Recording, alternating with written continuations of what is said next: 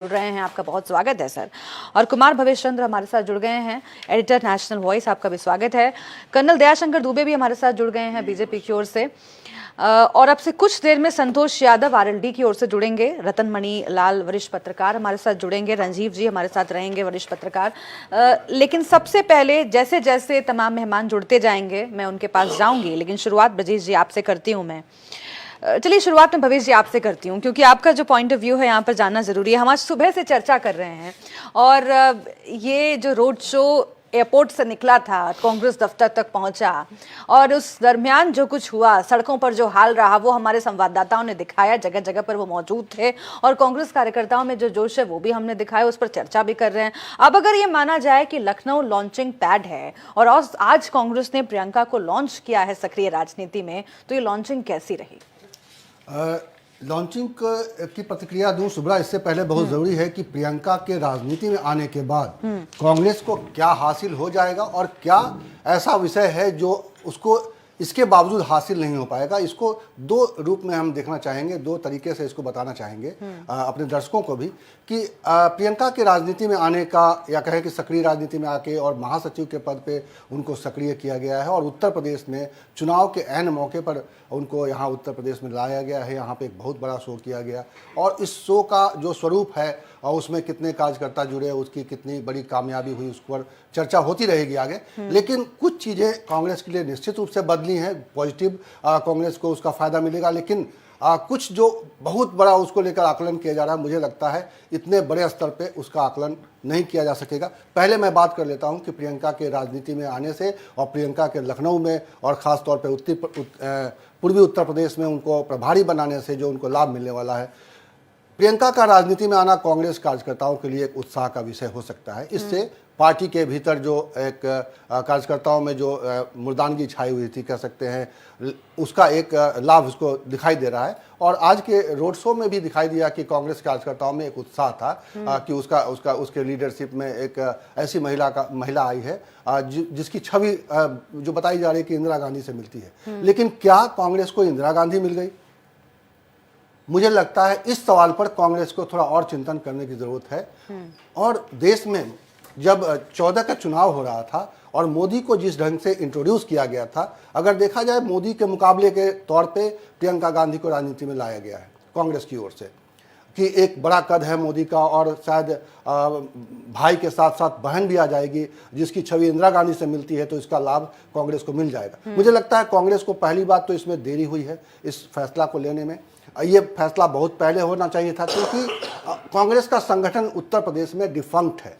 जमीन पर कांग्रेस के संगठन में बहुत सारे अभी देखा जाए तो बहुत जिलों में उसके अध्यक्ष नहीं है पूरी तरह से, और अध्यक्ष हैं तो उसका पूरा जो एक जो कार्यकारिणी होती है वो कार्यकारिणी नहीं है। संगठन के स्तर पर प्रदेश में कांग्रेस बहुत ही कमजोर है।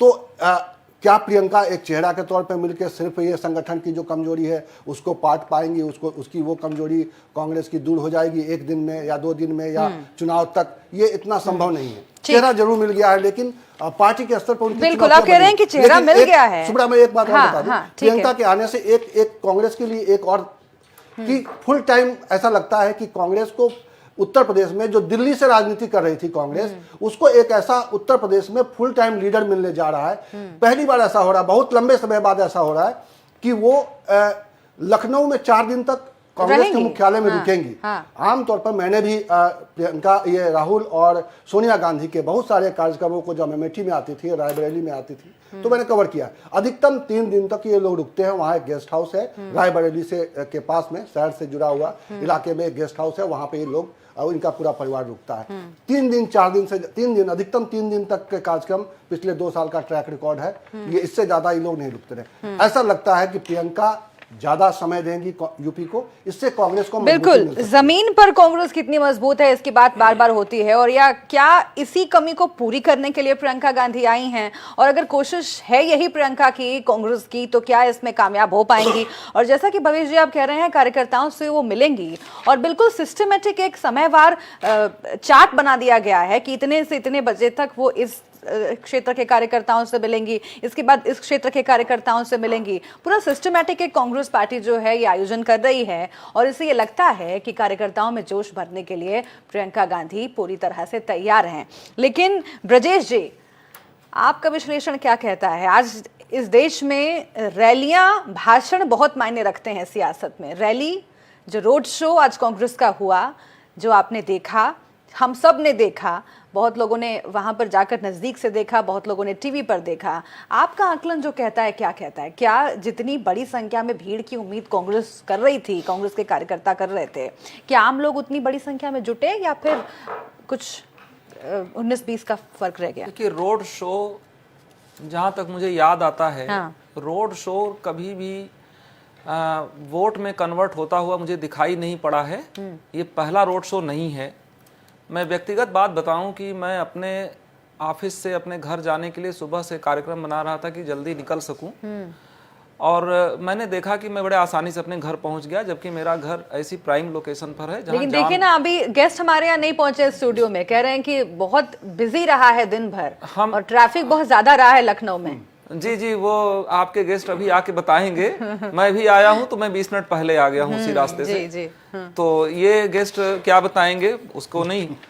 अब मैं आपको ये कहना चाहता हूं कि देखिए, प्रियंका फैक्टर, इसमें कोई संशय नहीं है कि कांग्रेस के रिवाइवल के लिए एक अच्छा अवसर प्रियंका के माध्यम से आया है, और इसमें भी कोई संशय नहीं है कि प्रियंका का जो एक एंटीसीडेंट है, एक जो अतीत है, वो लोगों को प्रियंका की ओर राजनीतिक दृष्टि से एक तरह से खींचता है। और अब कुछ चीज़ों को और भी देखना है कि ये क्या, पहला तो यही है कि क्या डायनेस्टी और ग्लैमर पॉलिटिक्स अब देश में चल रही है क्या। दूसरी बात यह है कि इंदिरा के समय का युग दूसरा था। इंदिरा का युग सोशल मीडिया का युग बिल्कुल नहीं था। इंदिरा नेहरू जी की पुत्री थी, भारत देश में उनका आयरन हैंड रहा, प्राइम मिनिस्टरशिप का एक युग था। तो इंदिरा की छवि को इनके अंदर देखना, और इंदिरा ने अपने को खुद री इन्वेंट किया था। नेहरू जी की डेथ के बाद सन 64 में, 67 में कांग्रेस का विभाजन हुआ। उसके बाद इंदिरा गांधी जब प्राइम मिनिस्टर बनी तो उन्होंने खुद को और पार्टी को री इन्वेंट किया। ये कांग्रेस आई बनी, कांग्रेस इंदिरा बनी। तो इंदिरा जो थी वो कहीं ना कहीं जमीन से जुड़ करके उन्होंने काम किया था। और जो प्रियंका जी हैं, उनकी जो पैराशूट लैंडिंग हो रही है आसमान से, और ये कई बार हो चुकी है, और हर बार मीडिया बड़े उत्साह से इनको कवरेज देता है कि इस बार कोई करिश्मा होगा। मैं आपको याद दिलाऊं, अमेठी रायबरेली की 10 विधानसभा सीटों में 8 सीटें इन्होंने लूज किया, जबकि वहां पर ही स्टार कैंपेनर ही नहीं, सबको पता था कि अपने माता और अपने भाई की सीट के लिए प्रचार कर रही हैं। हम लोग 2012 और 17 के विधानसभा चुनाव को याद कर सकते हैं। साथ ही साथ अभी देश को ये नहीं पता है। मैं एक बात बताऊं, जैसे देखिए कि अभी जब प्रियंका जी जब महासचिव नियुक्त हुई, उसके बाद उन्होंने कोई भी ऐसा नेशन वाइड कोई ऐसा एड्रेस नहीं दिया जो कार्यकर्ताओं के अंदर कोई उत्साह भरे, या फिर मीडिया के सामने कोई ऐसा इंटरव्यू नहीं दिया, या कोई पॉलिसी नहीं। आज मैं प्रतीक्षा करता रहा कि वो इतने लंबे रोड शो में, जो कि 8 से 7 घंटे का था, लेकिन आपने जो कहा ब्रजेश जी कि सोशल मीडिया का दौर नहीं है, इंदिरा गांधी जिस वक्त, वो युग नहीं है, वो और युग था। लेकिन मैं आपको याद दिला दूं कि 2014 अभी बहुत पीछे नहीं गया है, कुछ ही साल पहले की बात है। और जो चेहरे की बात हम लोग कर रहे हैं, जो ब्रांड की बात कर रहे हैं, या जादू चलने की बात कर रहे हैं, नरेंद्र मोदी से बड़ा कोई चेहरा उस वक्त था क्या? और उस चेहरे के दम पर ही बीजेपी कौन सी सीट नहीं जीत गई, वो सीट भी जीत गई जिस पर जीतना मुमकिन ही नहीं था बीजेपी के। नहीं, देखिए तो ये हम उसको अगर आप देखिए, हम बता रहे हैं, नहीं, हम थोड़ी सी बात जोड़ दें, हम एक थोड़ी सी बात जोड़ दें। नहीं, जादू चलता है इस देश में सर। मैं एक बात जोड़ना चाहता हूँ। नरेंद्र मोदी प्रधानमंत्री पद पर आने के पहले गुजरात में 15 वर्ष मुख्यमंत्री रहे, और उन्होंने अपने मुख्यमंत्रित्व के काल में अपने को पर्याप्त पब्लिसिटी दिया, और उसमें वो कामयाब रहे। उन्होंने पब्लिक इमेज बनाई। ठीक, इस बात का अंतर। हमारे साथ रंजीव जी भी जुड़ गए हैं और रतन मणि लाल भी जुड़ गए हैं। रंजीव जी, आपका आकलन क्या कहता है? आपने देखा रोड शो, आज रोड शो कितना फ्लॉप, कितना हिट? और दूसरा कि क्या प्रियंका गांधी को, जो कि ये कहा जा रहा है कि चूंकि नरेंद्र मोदी से अगर तुलना होती है, वो लंबी सक्रिय राजनीति में रहे हैं और प्रियंका गांधी को पैराशूट से उतारा गया है, अभी तक जो उनकी सक्रियता रही है, भले ही पीछे के दरवाजे से ही सही, वो तमाम बैठकों में मौजूद रही हैं और बड़े फैसलों में कांग्रेस पार्टी के साथ रही हैं, उनका दखल रहा है। ये भी पूछा जाता रहा है कि आखिर किस हैसियत से प्रियंका गांधी रहती हैं। तो क्या सिर्फ उन्हें ग्लैमर कह के खारिज किया जा सकता है? आज की रैली, आज का रोड शो, उसके लिहाज से भी बताएं और जो पूरा माहौल बन रहा है उत्तर प्रदेश में उसके लिहाज से। देखिए, मैं एक तो इसको पैराशूट लैंडिंग नहीं मानता जी। हूँ, लेकिन मैं प्रधानमंत्री नरेंद्र मोदी से उनकी तुलना भी नहीं करूंगा, क्योंकि दोनों के व्यक्तित्व में और दोनों के राजनीतिक अनुभव में फ़र्क है, और नरेंद्र मोदी प्रधानमंत्री हैं देश के। लेकिन प्रियंका गांधी राजनीति में कोई नौसिखिया नहीं है, कोई पैराशूट लैंडिंग नहीं है उनकी। उनको हम लोग पिछले 2 दशक से करीब देख रहे हैं। 98-99 से वो सक्रिय हो चुकी थी, और अमेठी में, रायबरेली में वो चुनाव प्रचार करती रही थी, चुनाव का संचालन करती रहती थी। और हर राजनेता के जीवन में आता है ऐसा कि आप एक छोटे दायरे से बड़े दायरे में जाते हैं। नरेंद्र मोदी भी गुजरात के दायरे से निकल कर राष्ट्रीय राजनीति में आए, प्रधानमंत्री बने। प्रियंका गांधी भी अमेठी रायबरेली के दायरे से निकलकर आज पूर्वी उत्तर प्रदेश के दायरे में आई हैं। उनके पास ज़्यादा बड़ी सीटों की जिम्मेदारी है। राजनीति में एक चीज़ जो काम करती है और जो बड़ा पैमाना होती है कि आप चुनाव में कितना लाभ दिला पा रहे हैं अपने प्रत्याशी को, अपने दल को। अगर हम रायबरेली और अमेठी को पैमाना माने संसदीय चुनाव में, तो प्रियंका गांधी कामयाब राजनेता मानी जाएंगी उस पैमाने पर। क्योंकि हम लोगों ने एक चुनाव ऐसा भी देखा था जिसमें अरुण नेहरू सिर्फ इसलिए हार गए थे, भाजपा के प्रत्याशी थे सतीश शर्मा के खिलाफ, क्योंकि प्रियंका गांधी ने बिल्कुल आखिरी सभा की थी और उन्होंने बिल्कुल बहुत चुनौती भरे अंदाज में ये कहा था कि आपने इनको कैसे घुसने दिया जिन्होंने हमारे पिताजी की पीठ में छुरा भोंका था। तो राहुल गांधी और प्रियंका गांधी में बुनियादी फर्क ये है कि प्रियंका गांधी हमेशा से कनेक्ट ज़्यादा करती रही हैं, कार्यकर्ताओं से कनेक्ट किया उन्होंने, जनता से उनका कनेक्ट बेहतर है। मुझे लगता है कि कांग्रेस ने प्रियंका, जिसको वो खुद ही ब्रह्मास्त्र भी मानते रहे, कांग्रेस के कार्यकर्ता भी कहते थे, शायद थोड़ा और पहले लाना चाहिए था। वक्त प्रियंका गांधी के पास बहुत कम है, अपेक्षाएं बहुत ज़्यादा हैं कांग्रेस के कार्यकर्ताओं की। इन अपेक्षाओं पर वो कितना खरा उतरेंगे, उतरती हैं देखना बूथ पर ही निर्भर करेगा कि कितना कांग्रेस मजबूत है। लेकिन पैराशूट लैंडिंग नहीं है, प्रियंका गांधी की लैंडिंग ने उत्तर प्रदेश की राजनीति को बहुत रोचक बना दिया। ठीक है, रतन मनी लाल जी से मैं प्रतिक्रिया लेना चाहूंगी, उसके बाद पॉलिटिकल जो रिएक्शंस है वो भी लेंगे, बीजेपी के पास जाएंगे। लेकिन रतन मनी लाल जी, आपका विश्लेषण क्या कहता है, और क्या पिछले कुछ सालों में कांग्रेस पार्टी के कार्यकर्ताओं में उतना उत्साह दिखा था जो नज़ारा लखनऊ में दिखा और जो जोश दिखा? देखिए, मुझे लगता है कि 1990 से लेके अब तक पिछले करीब 27-28 सालों में कांग्रेस पार्टी के पास उत्तर प्रदेश में जो एक राजनीतिक स्थान है, पॉलिटिकल स्पेस है, उसमें अपने लिए जगह वो नहीं बना पाई थी। और क्योंकि या सत्ता में या विपक्ष में जो बाकी के 3 बड़े दल थे, चाहे वो समाजवादी पार्टी हो, बहुजन समाज पार्टी हो या भारतीय जनता पार्टी हो, इन्हीं तीनों का एक प्रभाव था।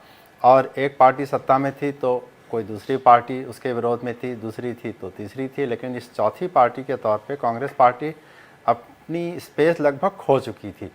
और इसके लिए तमाम वो कारण जिम्मेदार थे जो कि शायद आज भी वैलिड हैं मेरी राय में। क्योंकि जो उत्तर प्रदेश कांग्रेस कमेटी है, जब तक उसके अंदर से नेतृत्व उभर के नहीं आता, जबकि वहाँ के जो नेता हैं और कार्यकर्ता हैं उनमें ये भावना नहीं आती कि उन्हें उत्तर प्रदेश की राजनीतिक गतिविधि में भी शामिल होना है, और उनकी तरफ से कोई एक ऐसा नेता या पदाधिकारी उभर के ना आए जो कि कम से कम कार्यकर्ताओं को तो एक लीडरशिप प्रोवाइड कर सके। देखिए, प्रियंका का आना ये अपने आप में इसलिए ज़्यादा इम्पॉर्टेंट हो जाता है कि कांग्रेस के सामने इस समय कम से कम उत्तर प्रदेश में कोई ऐसा चेहरा नहीं दिखता है जो वहाँ के कार्यकर्ताओं को और नेताओं को एक्साइट कर सके या उन्हें उत्साहित कर सके। तो उन्हें प्रियंका में ही एकमात्र वो मौका दिखता है, वो आप कहना चाहिए कि अपॉर्चुनिटी दिखती है कि शायद उनके आने से पार्टी को एक नया डायरेक्शन मिलेगा, नई दिशा मिलेगी। लेकिन इसके बाद जो होना है पार्टी के अंदर, वो चुनावी तैयारी है, चाहे वो कैंपेन की प्लानिंग हो, फिर उसके बाद कैंडिडेट्स का सिलेक्शन है, उसके बाद हर कैंडिडेट की मजबूती को देखते हुए उसके लिए एक अलग तरीके से कैंपेन डिज़ाइन करना है। इन सब के लिए जो कि राज्य स्तरीय कांग्रेस कमेटी में जो मजबूती और जो एक संगठन की मजबूती होनी चाहिए, उसका अभी फ़िलहाल तो अभाव है। और जब तक वो नहीं बनता, जब तक पार्टी के अंदर ये एक पूरा स्ट्रक्चर नहीं तैयार होता कि चुनाव जीतने के लिए हमें कुछ करना है। रैली तो हो गई, रोड शो तो हो गया। रोड शो तो 2017 में भी हमने देखा था, जब राहुल गांधी और अखिलेश यादव जी ने मिलकर भी शहर में इसी तरह का उसके बाद चुनाव उत्साह परिणाम क्या जताया हुए था वो लोगों हमें को। याद है। बिल्कुल। तो ये आप बात बिल्कुल ठीक कह रहे हैं कि जमीनी स्तर पर, कार्यकर्ता स्तर पर, बूथ स्तर पर, वोटर के स्तर पर कांग्रेस क्या काम करती है, ये देखने लायक चीज होगी। सिर्फ ये कह देने से कि देखिए हमारे पास अब चेहरा है, बहुत कुछ बदल जाएगा, इसकी अगर उम्मीद कांग्रेस करती है तो फिर जमीन से जुड़ने की जरूरत है। और अगर वोटर से ये कहती है कि सिर्फ इसलिए वोट दीजिए हमें क्योंकि प्रियंका गांधी का जो चेहरा है वो इंदिरा गांधी से मिलता है, तो फिर सोचने की जरूरत है कि आखिर आप क्या करें। खैर, मैं बीजेपी का रुख करूंगी। कर्नल दयाशंकर दुबे हमारे साथ जुड़े हुए हैं। दयाशंकर दुबे जी, यहाँ पर तमाम जो वरिष्ठ पत्रकार बैठे हुए हैं वो ये मान रहे हैं कि जो एक गैप था कांग्रेस पार्टी के लिए उत्तर प्रदेश की सियासत में, उसे पूरा करने के लिए प्रियंका गांधी आ गई हैं, राहुल गांधी के कंधे से कंधे मिलाकर खड़ी हैं और आगे बढ़ रही है अब कांग्रेस। क्या जमीन हिलती हुई दिखाई दी आपको अपनी आज? जी सुब्रा जी, पहले तो कांग्रेस पार्टी को बधाई कि उनको लेके आई। दूसरी बात कि जो आप आदरणीय भावेश जी, ब्रजेश जी, रंजीत जी और रतन मणिलाल जी की बात कर रहे हैं कि लोगों ने कह दिया, हमें आवश्यकता है। मैं तो इनकी बातों को बड़ा ध्यान से सुनता हूं क्योंकि ये समाज के बहुत ही प्रतिष्ठित लोग हैं। इनका साफ शब्दों में कहना है कि उनका आना तो ठीक है लेकिन उनका आना पर्याप्त नहीं है। रही बात आपकी, तो आप तो विद्वान व्यक्ति हैं। आपने कहा कि लखनऊ को लॉन्च पैड बना करके और उनको मिसाइल की तरह से कांग्रेस ने लॉन्च कर दिया है। तो मैं आपको बताऊं कि ये लॉन्च होने के साथ ही ये ऐसी मिसाइल है जिसका फ्यूज ही जो है खत्म हो चुका, और जो प्रोग्राम ये 4 या 5 पता नहीं कितने दिनों का था, बड़ा लंबा मैराथन रेस था, ये शायद बीच में ही छोड़ करके वो फ्यूज कैंसिल हो गया। तो शायद आज ही रात को रवानगी है जयपुर की, यदि मेरी जानकारी दुरुस्त है तो। और वो क्यों है? वो इसलिए है कि प्रियंका वाड्रा जी को किसी की मदद करनी है, वो है उनके अपने पति। उन्होंने अपना पत्नी धर्म निभाना है, उन्होंने कहा भी है इस चीज को। तो जब इस तरह की राजनीति होती है जहां पर पूरा दलदल में परिवार फंसा है, कितना आज के समाज को, इस पढ़े लिखे समाज को कितना आप गुमराह कर पाएंगे, ये मैं प्रियंका जी के ऊपर छोड़ता हूं कि वो किस तरह की शैली में, किस तरह से मजे स्टाइल में काम करती हैं। तो मेरी जानकारी है कि जिस केस में वो जा रही हैं, आपने सुना होगा कि वाड्रा महोदय जो है बहुत बड़े किसान हैं। वो जहां जमीन देखते हैं वहीं किसानी करने की सोच लेते हैं और फिर उसको मकान में डेवलप कर देते हैं। ऐसा ही कुछ इन्होंने बीकानेर जनपद के, मैं दोबारा रिपीट कर रहा हूं, we go on the record, Bikaner में एक कलाउज गांव है, 4.5 साल तक कहां थे साहब? का महाजन रेंज जहां पर है, 4.5 साल तक कहां थे? आ गए होते और उसी में ये गए हैं। भूल अब गए सवाल थे क्या इस बात सर? का होता है कि 2 से 3 दिन, आपके विद्वानों ने कहा था 4.5 साल तक कहां थे सर? पिकनिक मनाने वाला आदमी किस हद तक जाएगा? जैसे ही प्रियंका गांधी को लॉन्च करने की ठानी कांग्रेस ने, आप लोगों का ये सुर फिर से शुरू हो गया। उन 2 सुन लीजिए, सुन अनुकंपा लीजिए, सीटों को अब बचाने के सुन चक्कर लीजिए, में ये आई हैं। जैसे इसलिए जैसे इनको हार्दिक शुभकामनाएं। सर, रही जैसे बात हमारी सुन जमीन लीजिए आपको पहले, हिलती नहीं चूंकि नजर आ आपने रही है, तो वाड्रा सुब्रा साहब की अपना बात की है, एक चूंकि ऐसा आपने रॉबर्ट होती वाड्रा है की बात की है, 4.5 साल तक कहां थे सर? जैसे ही आप कह रहे हैं कि प्रियंका गांधी मैटर नहीं करती, आप कहते हैं कि कुछ नहीं बदलेगा प्रियंका गांधी के आ जाने से। बीजेपी के बारे में कांग्रेस ये कह रही है कि जैसे ही प्रियंका गांधी को लॉन्च करने की कांग्रेस ने ठानी, वैसे ही आप लोगों ने रॉबर्ट वाड्रा का मसला फिर से उठा दिया। 4.5 साल तक कहां थे? ये डर नहीं है तो क्या है? ये सवाल कांग्रेस पूछ रही बता है। दीजिए आप सुब्रा जी, हाँ। जे कोई भी पापी हो उसको पाप के लिए या उसके अपराध के लिए अन्वेषण यदि आज हो या 5 साल बाद हो, तो इलेक्शन का उसमें इंतजार फर्क करते हैं क्या आप लोग? क्यों? ये वही पार्टी है जिसकी आप बात करते हैं, जिसमें पूरे के पूरे भक्त एक साधु के साथ दिल्ली में धरना दे रहे थे किसी अपनी मांग को मंगवाने के लिए, और उसको उन्होंने इसको रातों रात उठा लिया था। हमको ये सिखाएंगे, इन्हीं से तो हमने सीखा है। अब आप कह रहे हैं हमारी सरकार सबका साथ सबका विकास में बात करती है, हम किसी से बदले की भावना की राजनीति नहीं करते। और यदि इतने ही बड़े त्यागी हैं और इनको शक है कि कुछ नहीं होना है, तो आए थे 4 दिन का प्रोग्राम रख के जुझारू कर देते, हिसाब किताब यहां से वहां तक का पूरा कॉरिडोर संभाल लेते और भाजपा को पस्त कर देते। कहते हैं ना जी, ठीक है कि पढ़े लिखे को फारसी क्या, ठीक और है। क्या है वो कहावत, हम तो भूल भी जाते हैं कभी कभी। ठीक है। ये एक कहावत है कि जो आदमी बताइए थोड़ा, आप ही साथी हो। हाथ कंगन को आरसी हाथ कंगन को फारसी क्या, पढ़े लिखे को फारसी क्या, अब तो सामने आ चुका है चुनाव। ठीक है। महीना नहीं हालांकि निकलेगा, आप राहुल देखेंगे गांधी ने चुनाव जब का आज आगे कोड ऑफ कंडक्ट। लखनऊ और की भावेश सड़कों भाई पर रोड शो जो किया कर रहे और हैं वो भाषण सच दिया, होके ठीक है, रहेगा, मैं आ रही हूँ आपको फिर बता से एक दें। बार आपके पास। राहुल गांधी ने जब आज लखनऊ की सड़कों पर रोड शो किया और बोले भी वो कुछ देर, तो वहां से उन्होंने ये जताया कि जो अहम मसले हैं जिन पर बार बार कांग्रेस हमलावर है बीजेपी को लेकर के, वो उठाए जाते रहेंगे। सिर्फ चेहरे पर वो आश्रित हैं ये नहीं है, ये उन्होंने दिखाने की कोशिश की। क्या कहा राहुल गांधी ने, कुछ मुख्य अंश जो है उनके भाषण के, वो हम आपको सुनवाते हैं। और उत्तर प्रदेश में कांग्रेस पार्टी को खड़े करने का काम मैंने प्रियंका जी और ज्योतिरादित्य सिंधिया जी को दिया है। जरूर हमारे सामने लोकसभा का चुनाव है,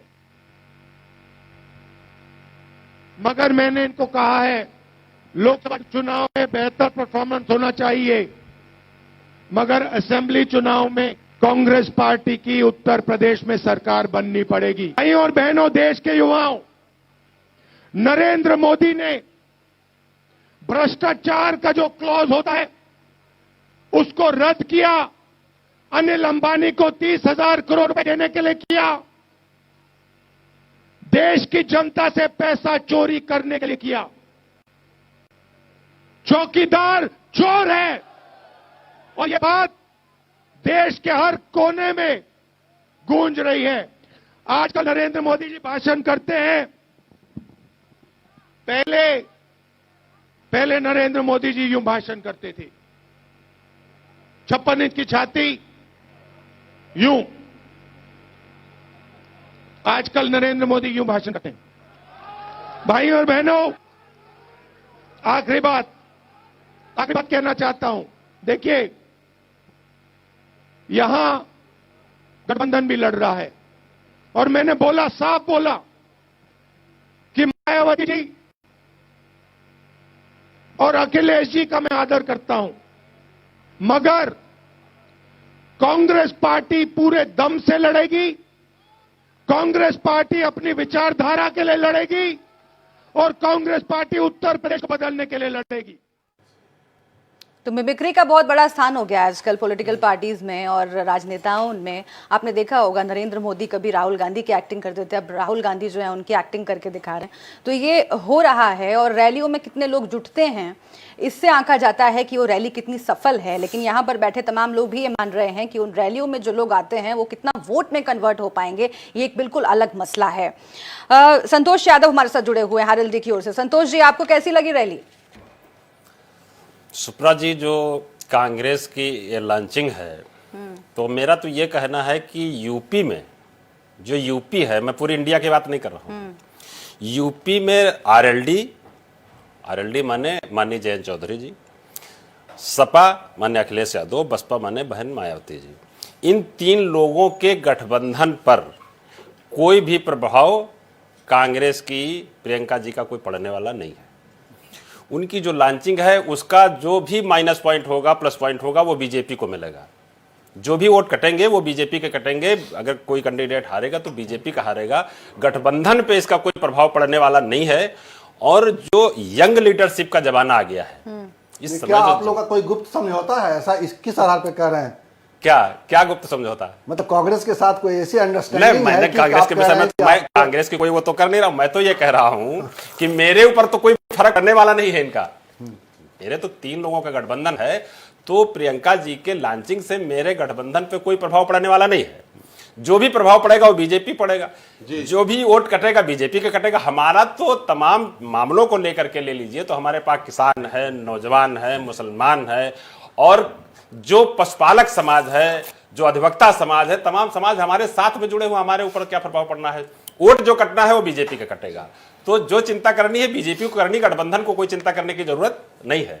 शुभ्रा जी, बीजेपी को मैं आ रही हूँ आपके पास सर, आ रही हूँ आपके पास। नहीं, आपको मौका मिलेगा। एक सेकंड आ रही हूँ मैं सर आपके पास। ब्रजेश जी के पास मैं जाऊंगी। ब्रजेश जी, सर मैं आऊंगी आपके पास। धैर्य रखिए, बहुत आपको मौका मिलेगा आगे बोलने का।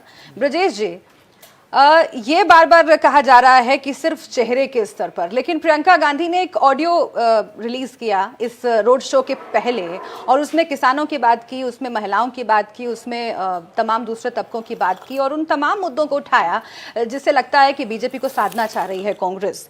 तो अगर एक पूरी तैयारी के साथ प्रियंका यहाँ पर आई हैं और अगले कुछ दिनों तक रह करके वो कार्यकर्ताओं से मिलेंगी, इसका क्या फर्क पड़ेगा जमीनी राजनीति पर? देखिए, पहली बात तो यही कि एक विश्लेषक होने के नाते मैं थोड़ा इस बात से असहमति रखता हूं कि जब आप पब्लिक रिस्पांस के लिए आ रही हैं तो आपको ऑडियो जारी करने की जरूरत नहीं थी, आप बिल्कुल पब्लिक स्पीच देती। अगर कोई आपका समर्थक बनना भी चाहे तो आपकी पब्लिक स्पीच सुनना चाहेगा, ऑडियो से काम नहीं बनेगा।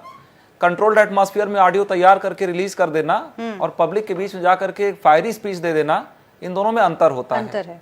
दूसरी बात ये कहना चाहता हूँ, ये जो ऑडियो वगैरह रिलीज करने की स्टाइल है, देश की जनता जो है वो बहुत परिपक्व है। मैं आपको बता रहा हूं कि आज की जो राजनीति है और जो आज से 25 साल 30 साल पहले की राजनीति थी, उसमें जमीन और आसमान का फर्क है। लोगों को ये पहचानना पड़ेगा, इसके बिना कोई एनालिसिस नहीं हो सकती। प्रियंका के आने के कई और भी अभिप्राय हैं। मैं आपको बताऊं, इनके कई कमांडर्स थे, जैसे ज्योतिरादित्य हैं जिनको यूपी का प्रभार मिला है, उधर सचिन पायलट हैं जो राजस्थान में हैं। ये कहीं ना कहीं इस बात को भी प्रदर्शित करता है कि माननीय राहुल जी जो हैं वो आत्मविश्वास की कमी के कारण एकदम से प्रियंका को ले आते हैं। जब मैंने पैराशूटिंग की बात कही तो मेरा सिर्फ ये मतलब था कि राष्ट्रीय राजनीति में उनको पैराशूटिंग की गई, और वो पहले ऐसा नहीं है वो एक्टिव नहीं रही हैं, अमेठी रायबरेली के लिए एक्टिव रही हैं। और यूपी के अंदर जो सीट की बात हो रही कि कांग्रेस कोई स्पेस भरेगी, तो आप खुद समझती हैं कि यहीं बगल में ही अमेठी और रायबरेली से दोनों ही जो कांग्रेस के स्टार हैं, सोनिया जी और राहुल जी, दोनों यहीं के हैं। तो अब कौन सा स्पेस भरेगा, अब ये मुझे समझना पड़ेगा कि अभी कौन सा स्पेस प्रियंका जी भरेंगी उत्तर प्रदेश के अंदर, जब पूरा परिवार यहीं से है। हाँ, ये हो सकता है कि अब सोनिया जी राहुल के साथ प्रियंका को लगाना चाहें, क्योंकि अब वो हो सकता है कि सीट से न लड़े, स्वास्थ्य कारणों से और वृद्धावस्था के आगमन की वजह से न लड़े, ये एक मुद्दा हो सकता है।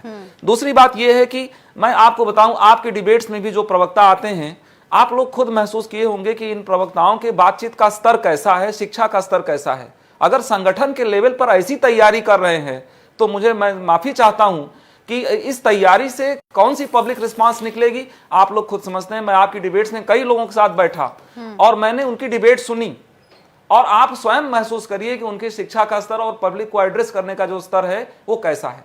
सारे प्रवक्ताओं को ना कहिए सर, मैं सबकी बात नहीं कर रहा हूं, मैंने कुछ प्रवक्ताओं की बात कही, मैंने कुछ की बात कही है ना, मैंने सर कहा है एग्जैक्टली। और सुनिए, नहीं, जो लोग एकदम से स्क्रीन पर आ रहे हैं मैं उनकी जिनको ये भेजते हैं। दूसरी बात ये कह रहा हूं कि जो ऑर्गेनाइजेशनल स्ट्रेंथ होती है किसी पार्टी के अंदर, अब कांग्रेस अगर अपने को री इन्वेंट कर रही है तो मैं अपेक्षा करता हूं कि कांग्रेस अपने ऑर्गेनाइजेशनल लेवल पर जाकर के उसको रियल टाइम वर्क करके दिखाए, क्योंकि अभी ऑर्गेनाइजेशनल फ्रैक्चर्स हैं बहुत ज्यादा।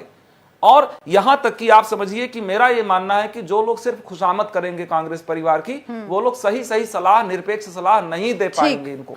ठीक, ये एक परेशानी है कांग्रेस के अंदर। हालांकि शुरू से ये कहा जाता है कि पूर्वी उत्तर प्रदेश की जिम्मेदारी अगर प्रियंका गांधी को दी गई है तो इसके अपने मायने हैं, क्योंकि यहाँ पर वाराणसी है जहां से सांसद हैं खुद नरेंद्र मोदी, गोरखपुर है जो कि गढ़ है मुख्यमंत्री योगी आदित्यनाथ का। तो सीधे सीधे चुनौती इन दो बड़े ब्रांड चेहरे हम कह सकते हैं। उसका कारण भी है, रायबरेली सीट से इनको चुनाव लड़ना है संसद का।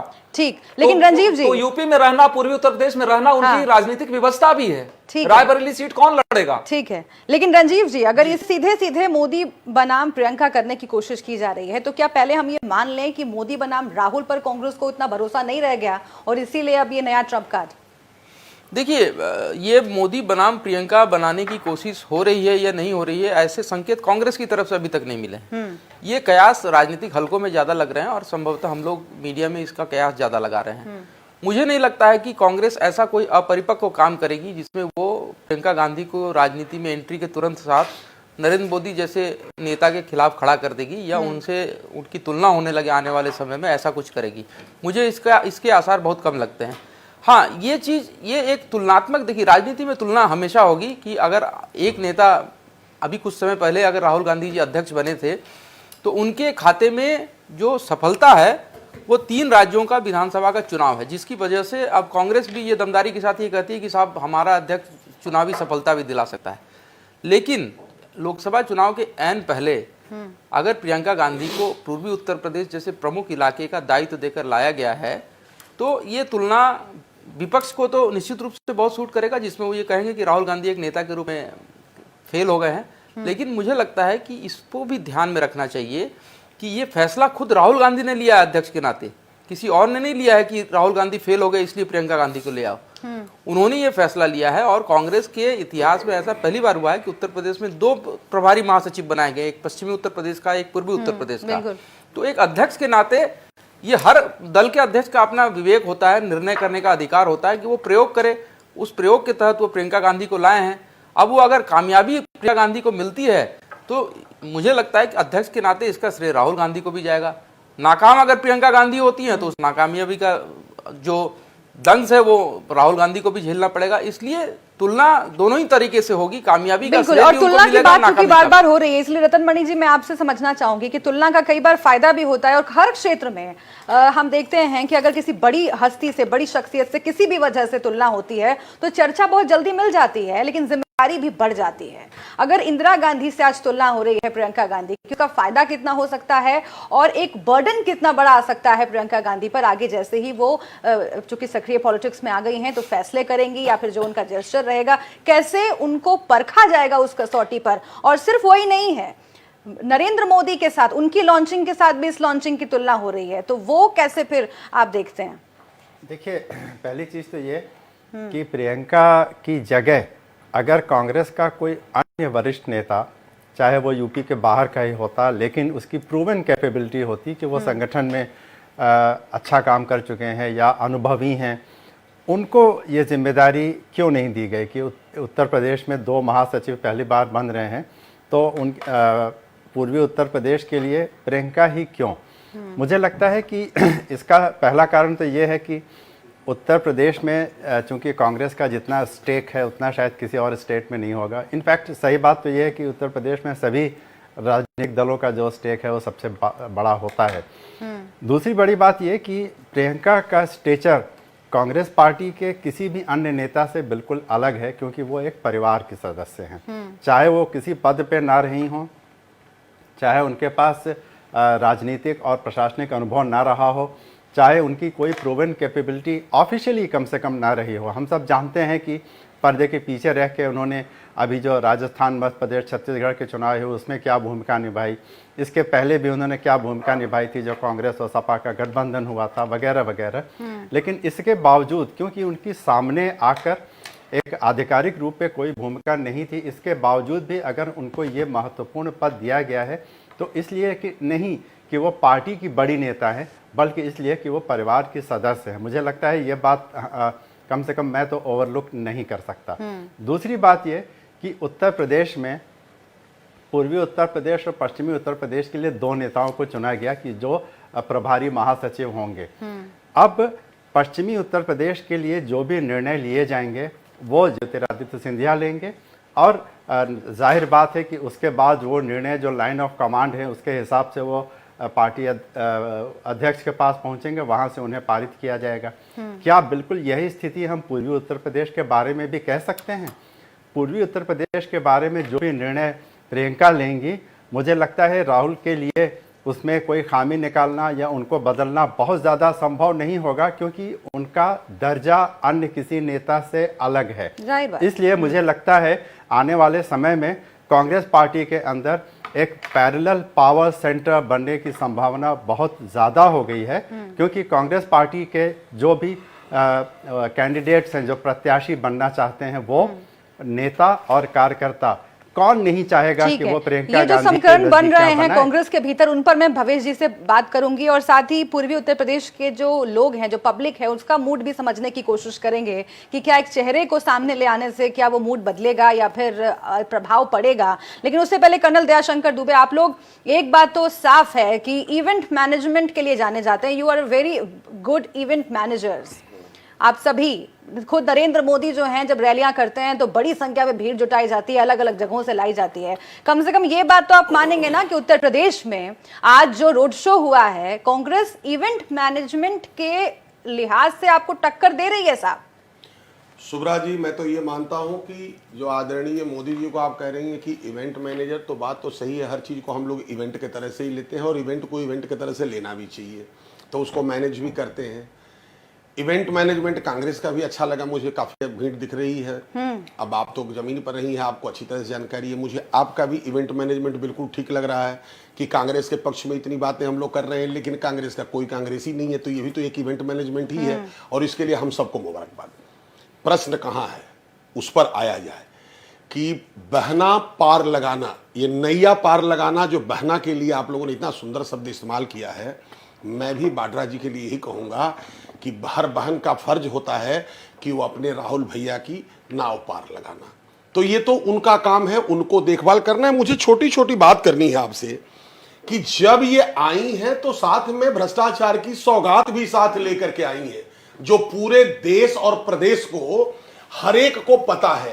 आप बताइए उससे जान कैसे छुड़ाएंगे आप, उसके बारे में क्या कहना है आपको, क्यों डर लग रहा है आपको? मैं बताती हूँ क्या चार नहीं बीच देखिए, राहुल गांधी नहीं, मैं बता देती हूँ, चूंकि कांग्रेस पार्टी की ओर से होते तो शायद क्योंकि आप पूछ रहे हैं, नहीं आपने प्रेस कॉन्फ्रेंस नहीं सुनी होगी ना साहब, आपने प्रेस कॉन्फ्रेंस नहीं सुनी होगी ना, इसलिए सुन लीजिए, प्रेस कॉन्फ्रेंस नहीं सुनी होगी राहुल गांधी की। हम सुनते रहते हैं सर, हमारा काम ही यही है, हमारा काम ही यही है, हम बैठ के प्रेस कॉन्फ्रेंस सुनते रहते हैं। सुन लीजिए सर, सुन लीजिए, चूंकि आपने पूछा है, सुन लीजिए सर, चूंकि आपने पूछा है, नहीं नहीं आप सुन लीजिए। राहुल गांधी ने जो प्रेस कॉन्फ्रेंस की, आपने चूंकि शायद प्रेस कॉन्फ्रेंस नहीं सुनी होगी ना, मैं तो कह रही हूँ कि हम सुनते रहते हैं बैठ के। राहुल गांधी ने कहा कि जितना भी आपको पूछताछ करनी है कर लीजिए, ईडी से पूछताछ करवानी है करवा लीजिए, रॉबर्ट वाड्रा से करवा लीजिए, जिससे करवाना है करवा लीजिए, लेकिन राफेल पर जवाब दे दीजिए। आप सुनेंगे नहीं, अब जब राफेल की बात आएगी तब आप नहीं सुनेंगे सर, मुझे मालूम है आप नहीं सुनेंगे सर, मुझे मालूम है आप नहीं सुनेंगे सर, मुझे मालूम है सर आप नहीं सुनेंगे, मुझे मालूम है सर नहीं सुनेंगे। ये बात एक सेकंड मैं बता दूं, एक सेकंड मैं बता दूं सर, आप सुन लीजिए ना एक बार, क्योंकि मैंने वो प्रेस कॉन्फ्रेंस सुनी थी, क्योंकि मैंने वो प्रेस कॉन्फ्रेंस सुनी थी कि कांग्रेस के दयाशंकर जी, हमारी धरती हिल गई है। दयाशंकर जी, गजब की बात है, दयाशंकर धरती जी नहीं होती तो सबसे पहले आपका स्टूडियो है। दयाशंकर जी किस तरह की बातें हो सुनिए ना रही हैं? सर, दयाशंकर जी गुस्साइए मत, सुनिए सुनिए, अरे आराम से सुनिए पहले बजट डाले, आपने चूंकि कहा जब बजट लाए हम तो उसमें ये हिल गए, प्रदेश के बजट लाए तो इनका अरे नहीं हिले तो फिर गुस्सा क्यों रहे हैं, अगर नहीं हिले तो गुस्सा क्यों रहे हैं, गुस्साइए मत ना, हम लोग अच्छी बात है, अगर जमीन नहीं हिली है तो अच्छी बात है, मुबारकबाद आपको, गुस्सा क्यों रहे हैं? आपने जो ये सवाल खड़ा किया, नहीं दयाशंकर जी आपने जो सवाल खड़ा किया, आपने जो सवाल खड़ा किया दयाशंकर जी, आप देखिए ये जो खिसियाहट है ना, ये बहुत सवाल खड़े कर देती है। अरे वो पहलवान चलने से ये जो खिसियाहट है दयाशंकर जी, दुबे जी ये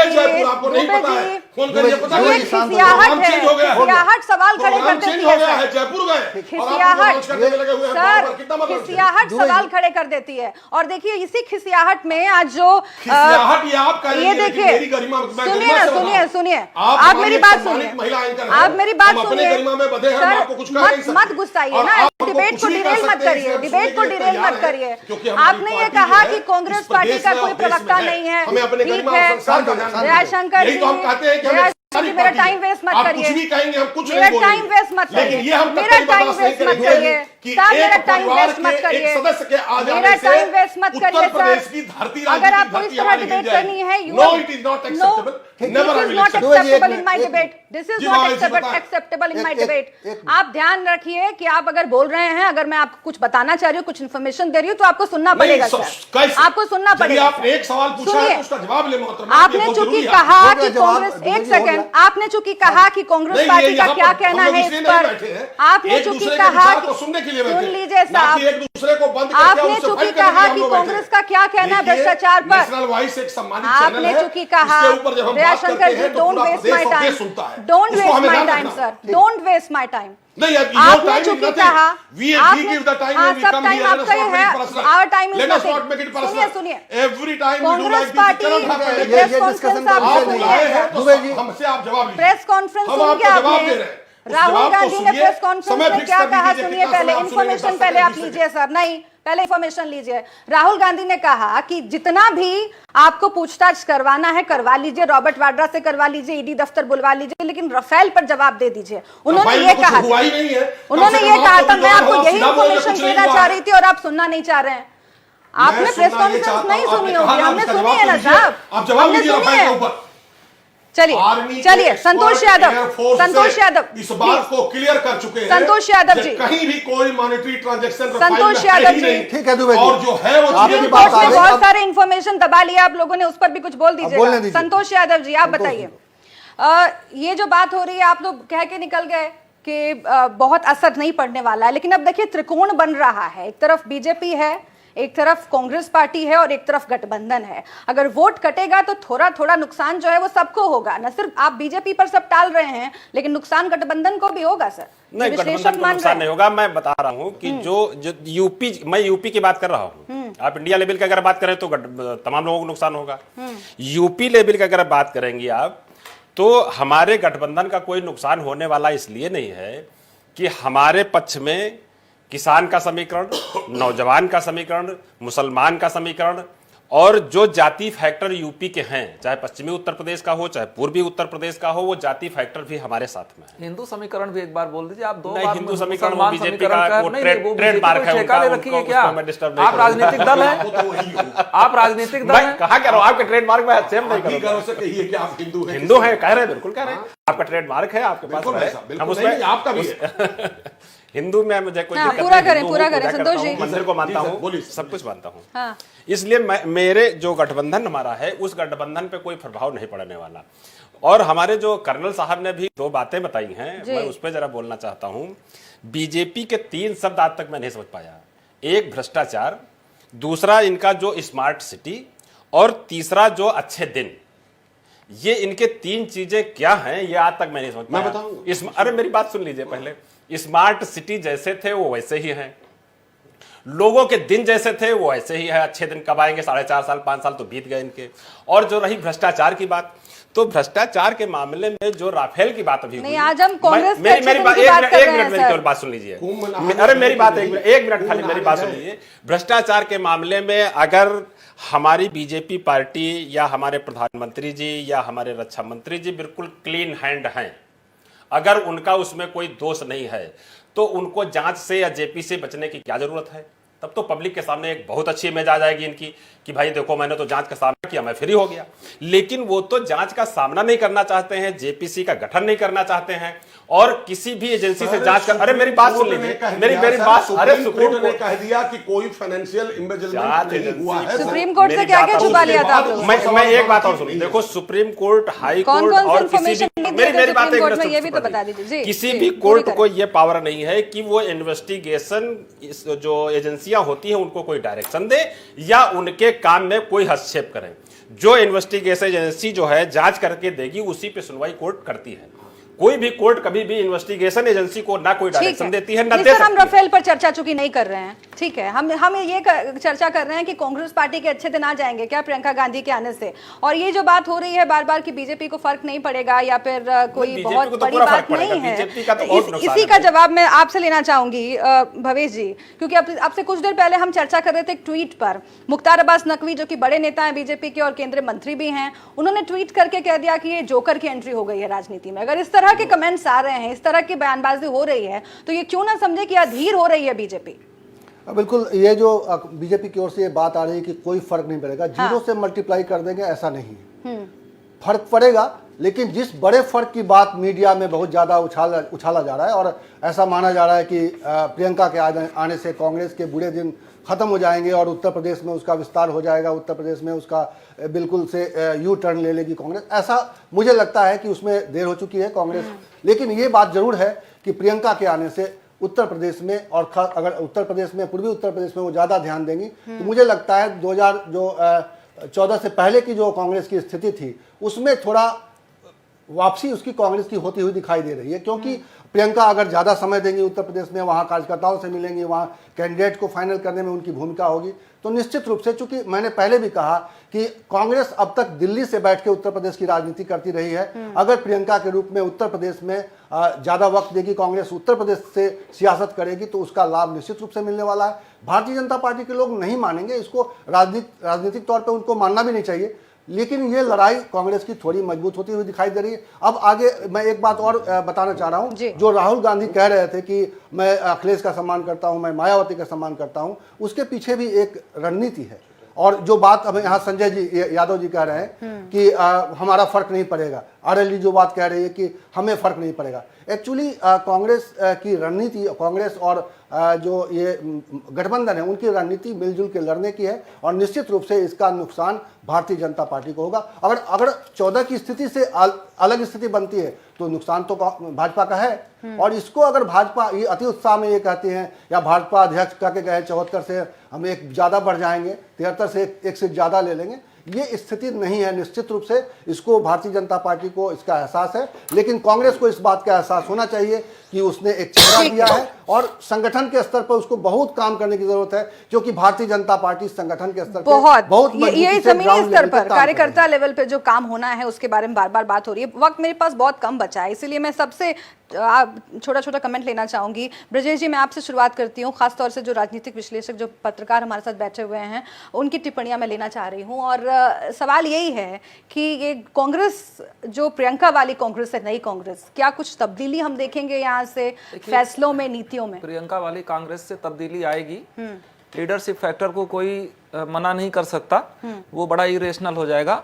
ये भी ध्यान रखने की जरूरत है कि जब राहुल गांधी सपा और बसपा को धन्यवाद देते हैं या उनके लिए सॉफ्ट कॉर्नर रखते हैं, तो वो इसलिए भी करते हैं क्योंकि 2014 और 2019 दोनों चुनावों के लिए उन लोगों ने अपने प्रत्याशियों की घोषणा अमेठी और रायबरेली सीटों से नहीं किया। और आप और हम सब लोग समझते हैं कि अगर वहां पर ठीक ठाक कैंडिडेट खड़े कर दिए जाएं तो अभी ये चिंता की लकीरें दिखने लगेंगी, भले प्रियंका गांधी राजनीति में आई हुई हैं। अभी उनको काम करना पड़ेगा, उनको अपने को प्रूव करना पड़ेगा, ये बड़ा प्रीमेच्योर्ड है। इससे ज्यादा मैं अभी इस मामले में कुछ नहीं कर सकता। ठीक, रंजीव जी। देखिए, प्रियंका गांधी के आने से कांग्रेस के वोट प्रतिशत में तो निश्चित रूप से वृद्धि होगी, इसमें कोई दो मत नहीं मुझे, लेकिन वो वोट प्रतिशत सीटों में तब्दील हो जाएगा, इसमें मुझे शंका है। ये शंका इसलिए है क्योंकि कांग्रेस का जमीन पर संगठन नहीं है, और जैसा मैंने पहले भी कहा, प्रियंका गांधी के पास वक्त बहुत कम है, 2 महीने में वो कोई संगठन नहीं खड़ा कर सकती।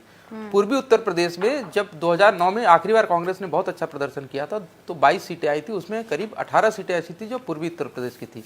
अगर इन सीटों में से कुछ एक सीटों को वो वापस कांग्रेस की झोली में ले आए तो मुझे लगता है कि यही उनकी सबसे बड़ी उपलब्धि होगी। नुकसान किसका कांग्रेस ज्यादा करेगी वोट प्रतिशत में बढ़ाकर, भाजपा का कि गठबंधन का, इस पर मैं निर्णायक रूप से अभी कुछ कहने की स्थिति में नहीं हूं, क्योंकि ये चीजें अभी आने वाले दिनों में स्पष्ट बिल्कुल सही बात। रतन मणिलाल जी, देखिए, मुझे लगता है कि प्रियंका कांग्रेस पार्टी के लिए एक स्टार प्रचारक की भूमिका में रहेंगी, क्योंकि अभी पिछले 2 चुनाव में 2014 में और 17 में कांग्रेस पार्टी की ओर से जो भी चुनाव प्रचार उत्तर प्रदेश में किया गया, उसमें इस तरह के किसी एक चेहरे का बहुत बड़ा अभाव था, और इसीलिए कांग्रेस पार्टी को लोगों को अपनी ओर आकर्षित करने में काफ़ी दिक्कतों का सामना करना पड़ा था। तो पहली बार मैं समझता हूँ कई सालों में कांग्रेस के पास एक ऐसा चेहरा है जिसे और कुछ तो नहीं तो कम से कम देखने और सुनने के लिए लोग वहाँ पे आएंगे। और उसके बाद अगर प्रत्याशी भी दमदार है, पार्टी ने तब तक अपने पक्ष में माहौल बना लिया है, तब तो प्रियंका के वहां पे प्रचार करने से कोई लाभ होगा। ठीक है, अन्यथा मैं समझता हूं कोई विशेष यानी कि ये कहना कि फर्क नहीं पड़ेगा ये तो ठीक नहीं है, लेकिन हाँ, अभी कांग्रेस को जमीनी स्तर पर बहुत काम करना है। सिर्फ चेहरे के बल पर वोट पा जाएगी कांग्रेस, ये मानना फिलहाल ठीक नहीं है। बहुत शुक्रिया आप सभी का हमसे बातचीत करने के लिए, इस चर्चा में शामिल होने के लिए। तमाम बड़ी खबरों के लिए देखते रहिए नेशनल वॉइस। जिंदाबाद जिंदाबाद जिंदाबाद जिंदाबाद जिंदाबाद जिंदाबाद। प्रियंका नहीं है, आती है, इंदिरा गांधी है।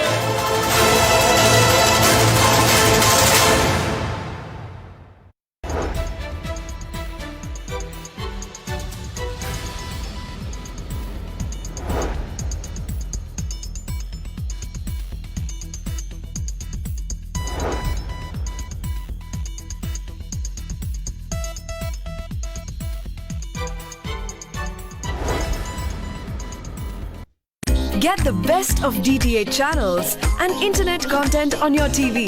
presenting Airtel Internet TV. नमस्कार, आप देख रहे हैं नेशनल वॉइस, आपके साथ मैं हूं शुभ्रा सुमन। अगर आपको भी खबरों की दुनिया करती है रोमांचित,